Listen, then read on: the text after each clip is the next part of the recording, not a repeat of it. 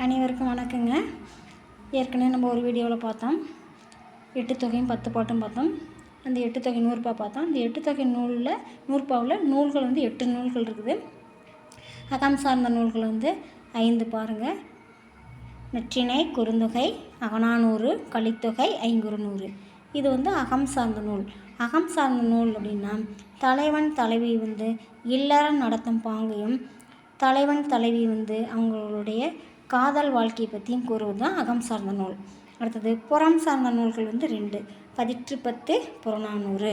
புறம் சார்ந்த நூல்கள் அப்படின்னா பண்டைய காலத்தில் மன்னர்கள் எப்படி போர் செஞ்சாங்க, அவங்களுடைய கொடைத்திறம், படைத்திறன், வள்ளல்களை ஆதரித்த திறன்கள்லாம் கூறுவது தான் புறம் சார்ந்த நூல்கள். அடுத்தது அகமும் புறமும் சார்ந்த நூல் 1, அது பரிபாடல். அதில் அகமும் அகவாழ்க்கையும் இருக்கும், புறம் சார்ந்த இதுவும் வர மாதிரி வரும், அதுதான் பரிபாடல்.